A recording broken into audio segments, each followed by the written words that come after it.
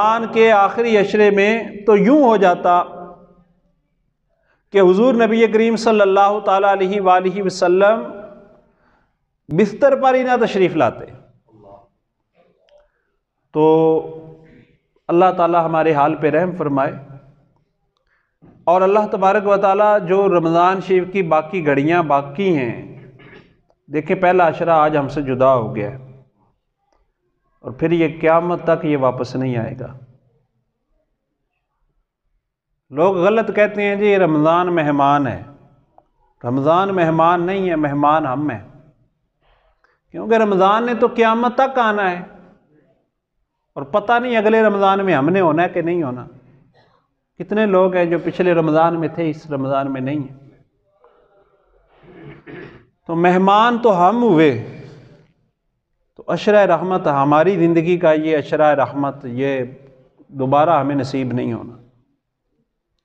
تو غفلت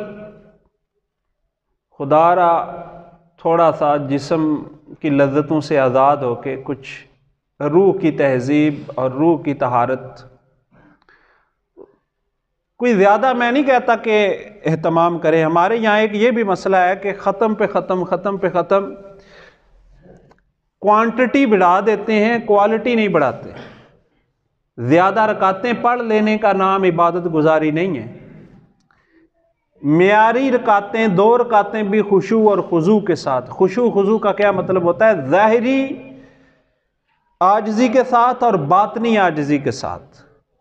ظاہری طور پر بھی بندہ اللہ کی بارگاہ میں حضوری کے خیال سے کھڑا ہو، اور باطنی طور پر بھی اللہ تعالیٰ کی بارگاہ میں اس کے دل میں عاجزی ہو.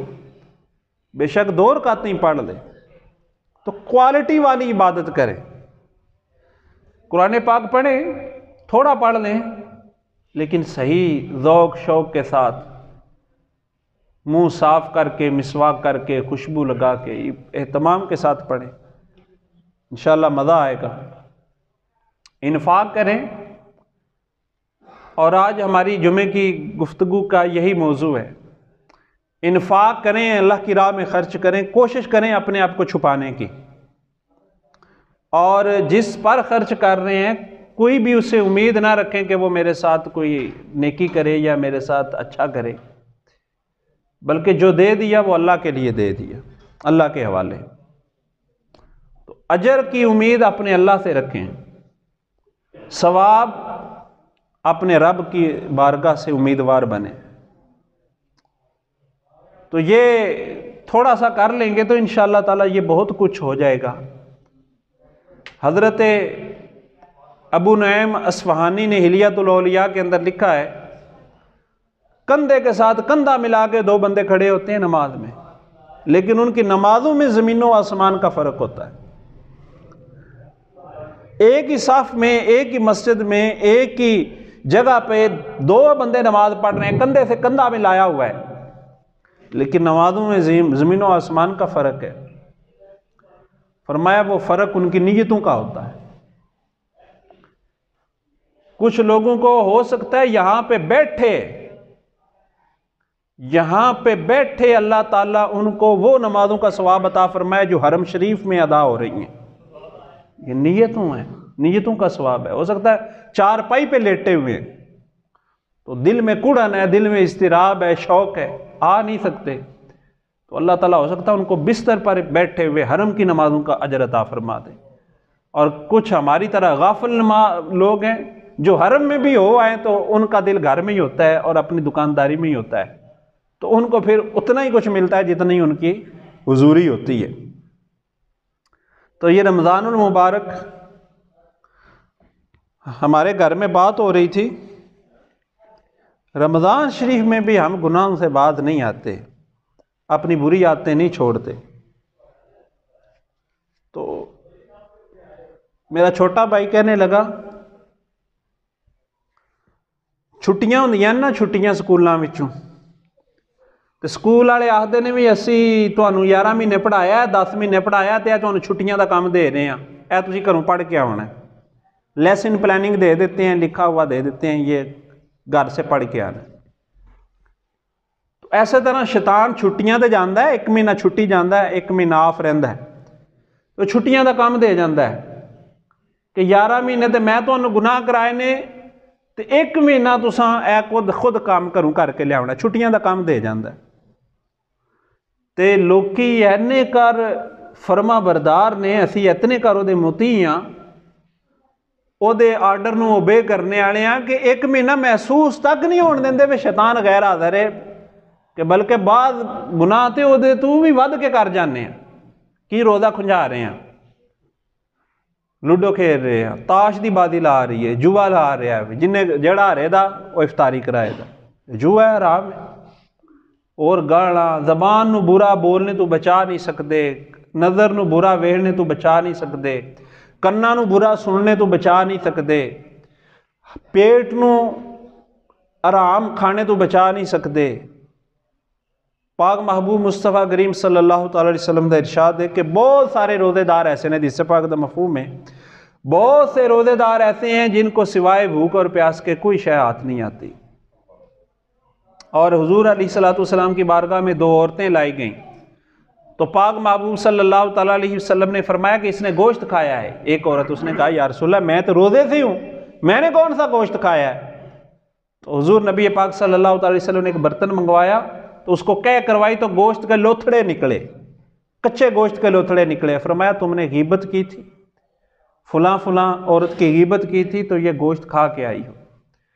تو غیبت کرنے سے، کسی دوسرے مسلمان کا برا تذکرہ کرنے سے روزے کی نورانیت ختم ہو جاتی ہے، روزے کا وہ نور دل میں باقی نہیں رہ جاتا۔ تو شیطان 30 دن جب قید سے آزاد ہوتا ہے، اور دوسری طرف ہمارے لوگ جو بہت زیادہ تہجد گزار رمضان شریف میں ماشاءاللہ 5 وقتہ نماز کے عادی ہوتے ہیں، باجماعت کے عادی ہوتے ہیں، تلاوت قرآن کرتے ہیں، تو شاید اتنی خوشی شیطان کو اپنی آزادی کی نہیں ہوتی جتنی خوشی ان لوگوں کو ہوتی ہے کہ رمضان شریف گزر گیا تو اب اس سے بڑھ کر گناہ کرتے۔ یعنی ہمارے جسم کے اندر اللہ نے ایک بندگی کا جوہر رکھا ہوا ہے، جوہر بندگی ہر مسلمان میں رکھا ہوا ہے، اور ہر انسان کے اندر ہے بندگی کا جوہر، اور ہر انسان کی یہ خواہش ہوتی ہے کہ میں اپنے مالک کے آگے جھکوں، میں اپنے مالک سے محبت کروں، میں اپنے خالق سے پیار کروں۔ اللہ پاک نے 18,000 جہان بنائے ہیں اور لاکھوں طرح کی مخلوقات پیدا کی ہیں، کسی سے اللہ نے محبت کا تقاضا نہیں کیا سوائے انسانوں کے کہ انسانوں مجھ سے محبت کرو۔ تو انسان کے اندر فطری طور پر رب نے اپنی محبت کا مادہ اور جوہر رکھا ہوا ہے۔ تو ہماری مٹی کو سیراب کرنے والی رحمت کی بارش رمضان میں برستی ہے، اور یہ جنت سے آیا ہوا پانی ہوتا ہے جو ہماری مٹی کو اللہ کی محبت سے سرشار کر دیتا ہے اور اللہ تعالیٰ کی الفت سے مالا مال کر دیتا ہے۔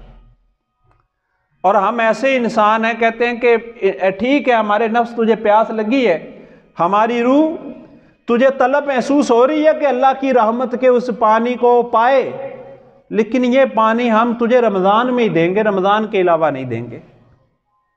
یعنی روح کو بھوک لگتی ہے، روح کو ڈیمانڈ ہوتی ہے کہ وہ رحمتوں کا، وہ جنتیوں کا چشموں کا پانی وہ مجھے ملے، وہ اللہ کے نور سے میری کھیتی ہری بھری ہو۔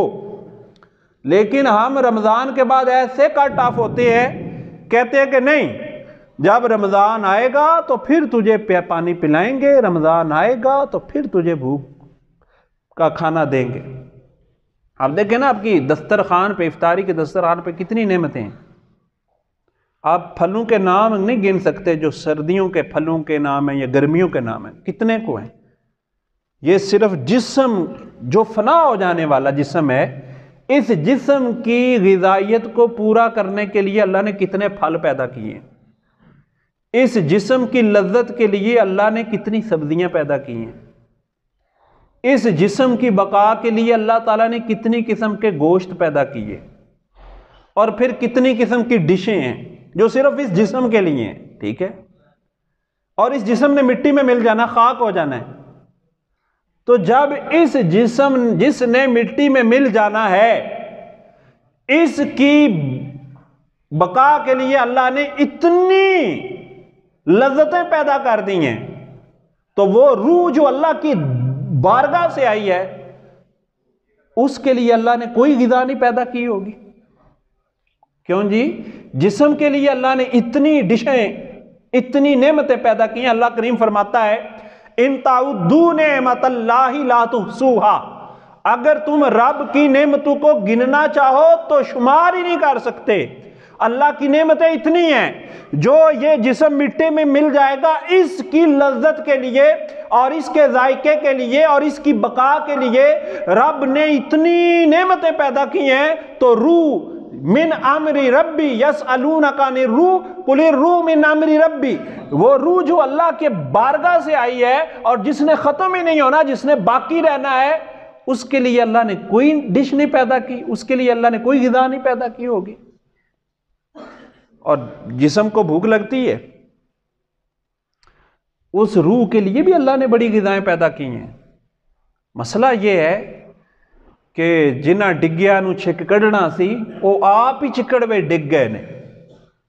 جن لوگوں نے بیماریوں کا علاج کرنا تھا، روح کی بیماریوں کا علاج کرنا تھا، وہ بیچارے خود ہی مریض بن گئے۔ جن لوگوں نے لوگوں کو گناہوں کی دلدل سے نکالنا تھا، وہ بیچارے آپ پہ نکو نک ڈبے پہ نے۔ یہ میں اپنے آپ کو سنا رہا ہوں کہ ہم جیسے لوگوں نے تو ان کا علاج کرنا تھا۔ تو ہمارا حال یہ ہے کہ ہم خود بھی اسی تہذیب کے پرستار بن گئے جس کے خلاف ہم نے جہاد کرنے تھے۔ تو یاد رکھیں کہ جسم جس نے فنا ہو جانا ہے اس کے لیے اتنی غذائیں ہیں، تو روح کے لیے بھی غذائیں ہیں۔ جس طرح جسم کو بھوک لگتی ہے اس کو روٹی دیتے ہیں، پیاس لگتی ہے اس کو پانی دیتے ہیں، جسم کو سردی لگتی ہے گرم کپڑا دیتے ہیں، جسم کو گرمی لگتی ہے اس کے لیے ٹھنڈک اے سی وغیرہ چلا دیتے ہیں، جسم کو گرمی بھی لگتی ہے، سردی بھی لگتی ہے، بھوک بھی لگتی ہے، پیاس بھی لگتی ہے، نیند بھی آتی ہے۔ اسی طرح یہ ساری کیفیات روح کے ساتھ بھی ہوتی ہیں۔ روح بھی بیمار ہوتی ہے، روح کو بھی بھوک لگتی ہے، روح کو بھی پیاس لگتی ہے، روح کو بھی سردی لگتی ہے، اور جس طرح جسم کی ہر نوعیت کے لیے الگ الگ علاج موجود ہے۔ کھانا کھانا ہو تو الگ چیزیں، پینے کی الگ چیزیں، سونا ہو تو بستر الگ ہے، اسی طرح روح کے ساتھ بھی یہ معاملات ہیں۔ تو جسم، روح کی غذا اللہ نے کیا رکھی ہے؟ روح کی غذا، جسم کی غذا پیٹ بھر کر کھانے میں ہے، اور روح کی غذا بھوکا رہنے میں ہے۔ روح کی غذا بھوکا رہنے میں ہے۔ یہ عجیب بات ہے۔ حضرت مولا علی شیر خدا رضی اللہ تعالیٰ عنہ کا ارشاد ہے کہ پیٹ جب لقمے سے بھر جائے تو ذہن نور اور حکمت سے خالی ہو جاتا ہے، دل نورانیت سے خالی ہو جاتا ہے۔ پیٹ جب لقمے سے بھر جائے، ذہن حکمت سے خالی ہو جاتا ہے، دل نور سے خالی ہو جاتا ہے، اور پیٹ جب لقمے سے خالی ہو تو ذہن حکمت سے بھر جاتا ہے، دل نور سے بھر جاتا ہے، دل نور سے بھر جاتا ہے، دل منور ہو جاتا ہے۔ ایسے واسطے جتنیاں بیماریاں نے نا، بھکھیاں رہنے نال کوئی بیماری نہیں جے لگتی ہے۔ بھوکا رہنے سے کوئی، جتنے بیمار ہیں نا سارے کھانے سے بیمار ہوتے ہیں۔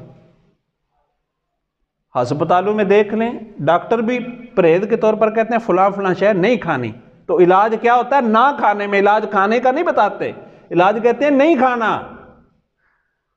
تو یہ علاج ہے نہ کھانا۔ اس واسطے یہ 11 مہینے جسم کے ہیں اور 1 مہینہ روح کا ہے، اور روح جب تہذیب پکڑ جاتی ہے، روح جب ستھری ہو جاتی ہے، روح جب سنور جاتی ہے، اپنے جسم کو ہر بندہ نہیں دیکھ سکتا، سارے جسم نو اسی نہیں دیکھ سکتے ہیں، جسم کے بہت سارے حصے ہم اپنی پشت کو نہیں دیکھ سکتے، اپنی پشت کو ہم نہیں دیکھ سکتے، اپنی بیک کو ہم نہیں دیکھ سکتے، جسم کے بہت سارے حصے ہم نہیں دیکھ سکتے، لیکن جب روح پاک ہو جائے نا تو انسان اپنی روح کا ایک ایک حصہ دیکھ سکتا ہے۔ اور جب روح ستھری ہو جائے، جب روح سنور جائے تو فرمایا حضرت یعقوب علیہ السلام نے انی لاجد ریح یوسف لولا ان تفندون، کہ میں یوسف علیہ السلام کی خوشبو کو پا رہا ہوں اگر تم مجھے یہ نہ کہو کہ بوڑھا سٹھیا گیا ہے۔ وہ بیٹھے ہوئے تھے اپنے گھر میں اور یوسف علیہ السلام تھے مصر میں، ہزاروں میلوں کا فاصلہ ہے، اور کرتا لے کر چلے تھے، تو یہ روح کا کمال تھا، گھر میں بیٹھے ہوئے یوسف کی خوشبو آنی شروع ہو گئی تھی۔ یہ قرآن کے الفاظ ہے۔ تو روح جب ستھری ہو جائے، روح کے اندر جب کمال آ جائے، تو گھر میں بیٹھے ہوئے بندہ بھی ہزاروں میلوں کی خبریں دے سکتا ہے۔ اور یہی روح کا کمال تھا۔ حضرت عمر فاروق اعظم رضی اللہ تعالیٰ عنہ مسجد نبوی میں خطبہ دے رہے ہیں اور اسلامی لشکر جہاد کر رہا ہے، تو فرمایا یا ساریۃ الجبل، اے ساریہ پہاڑی کی طرف پشت کر لو، پہاڑی کی طرف، پہاڑ کی طرف توجہ کرو۔ تو ہزاروں میلوں پہ مسلمانوں کے لشکر نے حضرت فاروق اعظم کی آواز سن لی تھی۔ یہ روح کی تہذیب ہوتی ہے۔ تو یہ قرآن سے اس لیے بیان کیا کہ قرآن کی سب سے وزنی دلیل قرآن کی ہوتی ہے۔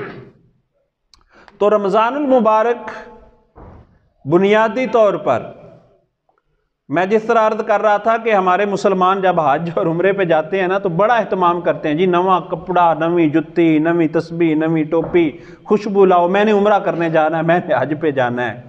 حج پہ جاتے ہیں، ایک عمرہ کیتا، ایک طواف کیتا، پھر سارا جوش و جذبہ ٹھنڈا ہو جاتا ہے، جس طرح برف پئی ہے نا، اینڈ پئی ہے، ہر چیز ٹھنڈی ہو گئی ہے، ایسے طرح وہ 2-4 دنوں بعد رمضان شریف کی جو سارا جوش و جذبہ ہوتا ہے نا، ٹھنڈا ہو جاتا ہے، اور پھر 100 بار چمن مہکا، 100 بار بہار آئی، دنیا کی وہی رونق، دل کی وہی تنہائی، وہی ہماری عادتیں، وہی ہمارے عمل، وہی ہمارا رویہ، وہی ہم سب کچھ۔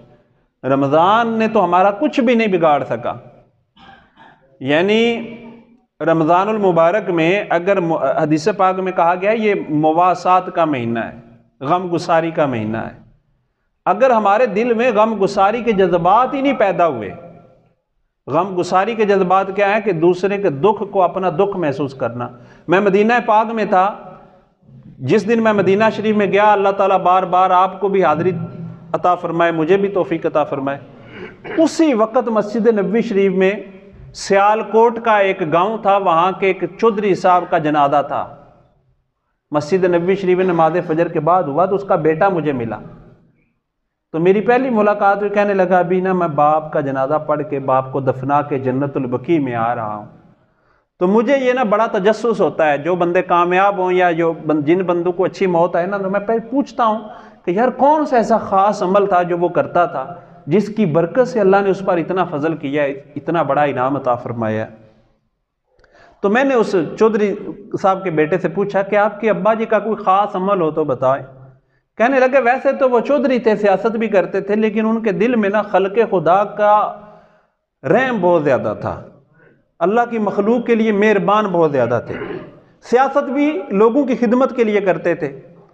اور جب رمضان شریف آتا تو ہمارے گاؤں میں ابا جی پورے گاؤں کو اکٹھا کرتے، پورے پنڈ نو کٹھیاں کر دے، اور کہتے بھئی جس کے گھر میں دانے نہیں ہیں مجھ سے دانے لے لو، روزے سب نے رکھنے ہیں، جس کو راشن نہیں چاہیے، راشن نہیں ہے، راشن ملے گا اسے، روزے سب نے رکھنے ہیں۔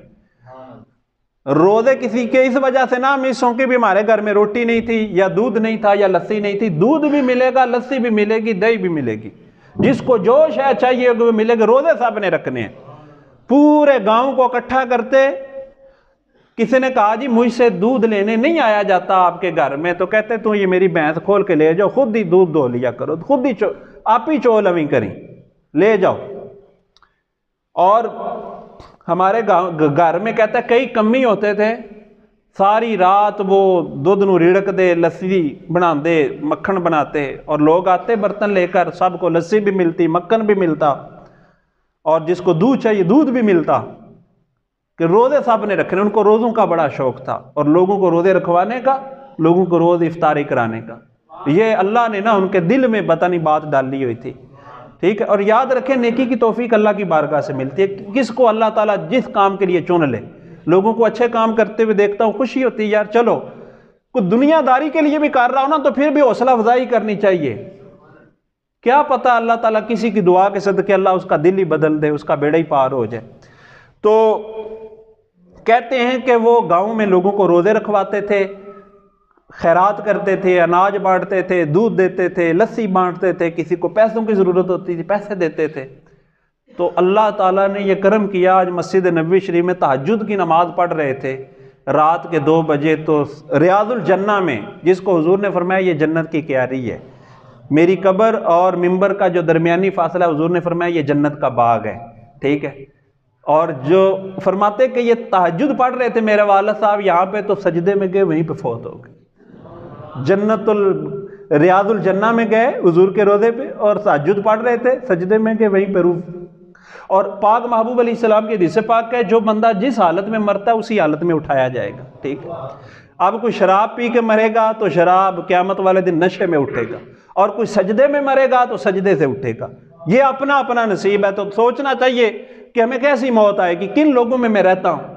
تو کہتے ہیں کہ وہ پتہ نہیں کس بندے کی دعا کے صدقے انہوں نے جو زندگی میں نیکی کی تھی نا، تو اللہ نے ان کو اتنا اچھا انعام عطا فرمایا، ریاض الجنہ میں موت عطا فرمائی۔ تو مجھے بڑی ایک لحاظ سے رشک بھی آیا، یار کتنا خوش نصیب انسان ہے، اتنی اچھی زندگی گزار کے جا رہا ہے، روزوں سے محبت کا اللہ نے اس کو یہ صلہ عطا فرمایا ہے کہ روزوں سے پیار کرتا ہے۔ اور ہمارے مسلمانوں کی ایک بڑی تعداد ہے جو بد نصیب ہٹے کٹے صحت مند ہونے کے باوجود روزے نہیں رکھتے۔ ان سے بڑا بد نصیب کیا ہے کہ رحمت کی بارش آئی ہوئی ہے تمہیں تمہارا مقدر سنوارنے، تمہارے بختوں کو بھاگ لگانے کے لیے، تمہارے نصیب جگانے کے لیے، تمہارے نصیبوں کو چمکانے کے لیے اللہ نے رحمت کی بارش بھیجی ہے، رحمت کے بادل بھیجے ہیں۔ اور یہ کہتے ہیں کہ نہیں ہم نے یا اللہ سانو جنت دا پانی نہیں چاہیے، سانو چکڑ گٹرن والا چکڑ چاہیے، ہم نے چکڑ میں جانا ہے۔ ہم اپنے عمل سے یہ اظہار کر رہے ہیں کہ ہمیں وہ جنت کی رحمت کا پانی نہیں چاہیے، ہم نے تو گندے گٹر کا پانی بھی لینا ہے، ہم نے تو وہ گندی نالیوں کے پانی میں نہانا ہے۔ گندی نالیاں دا پانی کی ہے، وہ گناہاں دا ہی پانی ہے جہدے وچ اسی نہانے پے، وہ گناہوں وہ بری عادتیں ہیں جو ہم نہیں چھوڑ رہے۔ اللہ نے تو ہمیں وہ رحمت کا پانی بھیجا ہمیں ہماری گندگی دور کرنے کے لیے، ہمیں صاف ستھرا کرنے کے لیے، لیکن ہم کہتے ہیں کہ ہم صاف ہونا نہیں چاہتے، ہمارے دل میں جو کھوٹ ہے، ہمارے دل میں جو فطور ہے، ہم اس کو ختم کرنا نہیں چاہتے۔ اس سے بڑھ کر کیا بد نصیبی ہو سکتی ہے۔ اور جو رمضان شریف کا ایک روزہ چھوڑ دے، حدیث پاک کا مفہوم ہے ایک روزہ چھوڑ دے تو 1 کروڑ برس جہنم کی آگ میں جلایا جائے گا، جان بوجھ کر ایک روزہ چھوڑ دے۔ اور ایک حدیث پاک کا مفہوم ہے ایک روزہ چھوڑنے پر جو اجر و ثواب اس سے چلا گیا، اگر اس کے بدلے میں قضا کے طور پر ساری زندگی بھی روزے رکھے، زندگی کا ایک ایک دن روزہ رکھ کر گزارے، وہ روزے کی برکت نہیں پا سکتا جو اس نے جان بوجھ کر روزہ چھوڑ دیا تھا، وہ برکت اس کو نہیں مل سکتی۔ اور یہ میں کہوں گا روزہ رکھو تحریک شروع کروائیں، جو بھائی نرمی سے پیار سے ترلا کر کے منت کر کے، جس سے کوئی من پڑتا ہے کسی کو دے دوا کے بھئی یار پیسے لے لو روزہ رکھ لو، خدا کا نام 500 روپیہ لے لو، 1000 روپیہ لے لو، پیسے دے دو کسی کو روزہ رکھ لو اللہ کی رضا کے لیے۔ چھوٹے چھوٹے بچے روزے رکھتے ہیں یار، حیرت ہوتی ہے کہ اللہ کا انعام ہے، چھوٹے چھوٹے بچے روزے رکھتے ہیں اور بڑے ہٹے کٹے صحت مند ہونے کے باوجود روزے نہیں رکھتے۔ چھوٹے چھوٹے بچوں کو ہم نے دیکھا ہے، چھوٹی چھوٹی بچیوں کو دیکھا ہے، بڑے شوق سے روزے رکھتی ہیں، بڑا اہتمام کرتی ہیں، بڑا ذوق شوق ہوتا ہے ان کو روزہ رکھنے کا۔ تو اس واسطے میں آپ سے بھی کہتا ہوں یہ بچوں کی حوصلہ افزائی کیا کریں، جڑے بچے مسجد آ جان وہ بچے انٹرنیٹ چھڈ کے آمدے نے مسجد وچ، وہ بچے کیبل چھوڑ کے مسجد میں آتے ہیں، وہ بچے گیموں کو چھوڑ کے مسجد میں آتے ہیں۔ تو اس واسطے بچیاں نو سمجھانا ضرور چاہیے، لیکن اینا نہ ترا سڑو کہ بچہ مسجد وچ باغی ہو جاوے۔ وہ بچے بھی انہاں دا بھی بڑا وڈا جہاد ہے کہ اینیاں ترغیبات اینے گناہاں دے سامان موجود نے، پھر بھی وہ بچے شوق نال مسجد آ گئے، ٹھیک ہے۔ تو اس واسطے ان بچوں سے پیار ہی کرنا چاہیے اور بڑوں کی بھی حوصلہ افزائی کرنی چاہیے کہ کوئی کسی طرح بھی مسجد آ گیا تو اللہ دا شکر ہے، اس کی حوصلہ افزائی کرنی چاہیے، نیکی کی حوصلہ افزائی کرنی چاہیے، اپریسیشن کرنی چاہیے، اور تھپکی دینے سے شاباش دینے سے بچے کے اندر خیر کا نیکی کا داعیہ مزید بڑھتا ہے، نیکی کا جذبہ مزید بڑھتا ہے۔ میں آپ کو حدیث پاک سنا دیتا ہوں۔ پاک محبوب مصطفیٰ کریم صلی اللہ علیہ وسلم نے ارشاد فرمایا اللہ فی عون العبد ما کان العبد فی عون العبد، کہ اللہ تعالیٰ بندے کی مدد کرتا ہے جب تک بندہ بندے کی مدد کرتا ہے۔ تو ہر لحاظ سے بندے کی مدد کریں، نیکی کے میدان میں اس کو نیکی کے پلیٹ فارم پر لا کر بھی اسے مدد کریں نا، اسے اللہ والا بنا دیں، اللہ کے ساتھ اس کو کنیکٹ کر دیں۔ تو یہ میں نے کچھ باتیں رمضان کے حوالے سے کی ہیں۔ میں نے بیان تو زکوٰۃ کا کرنا تھا، ذہن یہ بنا کر آیا تھا کہ زکوٰۃ کے بارے میں اور لوگوں نے عشر ادا کرنا ہے تو اس پر گفتگو کروں گا، لیکن رمضان کے متعلق کی بات چلی تو آج 10 رمضان ہے، ہماری ماں ام المومنین سیدہ خدیجہ رضی اللہ تعالیٰ عنہ کا یوم وصال بھی ہے، بابرکت دن ہے۔ سیدہ پاک محسنہ ہیں اسلام کی، حضور کی جتنی بھی اولاد ہوئی ہے ساری سیدہ پاک سیدہ خدیجہ رضی اللہ تعالیٰ عنہ کی اولاد سے ہوئی ہے، اور حضور نبی پاک صلی اللہ تعالیٰ علیہ وسلم کو ان سے بہت زیادہ پیار تھا، بہت زیادہ محبت تھی۔